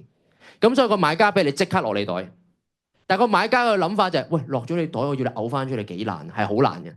咁所以 To B 相對地都唔係話唔得，但係好難啫。即係佢有啊，你當然你寄空氣俾佢，你專登唔寄俾佢，佢 charge 我，梗係要你回水啦。但係好難，你正確做生意所以 To B 嗰個退貨率相對，只要你係認真做生意咧，相對地嗰個退貨率係會難啲。咁第二啦，因為 To B 所以一定係唔會好難會有個咩7天保障咧，就未去到 To B 嘅平台。當然你話你自己 set 俾人，我要好勁，好似 Sarah 咁樣咩，你1個月內任退，咁你自己 set 嘅啫，唔關我事。咁但係我唔會逼你咁 set。係等等咯，咁而至於個買家可唔可以做退貨，佢可以做嘅，咁但係佢要提供有效嘅證據去講你有啲咩問題，咁我哋先有機會叫你回水。咁所以基本上錢已經落咗你袋。第二就係你正確做生意，佢好難回到水。好似佢啱啱個 case 咁，咩最後一半大家錯，我哋會睇好多溝通記錄，會睇好多你寄貨記錄等等去做呢件事咯。所以大約係咁。我哋要留翻問題俾隔離嗰位同學。最後一條問題，轉頭線下再聊。好。咁我哋就 end 咗呢個先。係你好，我想問行內裏邊嘅問題。咁因為你知道我哋對行家嘅情況下，其實個利潤會好低噶嘛。咁但係你知道近排個金價升跌得好波動得比較大啦。咁喺呢個情況下嘅話，可能其實有機會蝕埋啲嘅。咁你會係點樣去處理呢方面嘅問題啊？係㗎，即係而家我喺網上有假設我有2500個款啦，咁但係我唔可以即時 update 到啲價錢㗎嘛，咁所以咧阿里巴巴個平台咧，佢有分2種嘅，一種就係 ready to ship，ready to ship 咧你就真係要嗰個價錢準確啦，但係咧我做嗰個咧就係order 嘅。咁嗰個咧，就算你個價錢錯咗都唔緊要嘅。佢到時佢會問你幾多錢啊？咁我做個報價俾你先啦。咁做完報價佢 OK 先至開條 payment link 俾佢收錢，所以唔會蝕本嘅。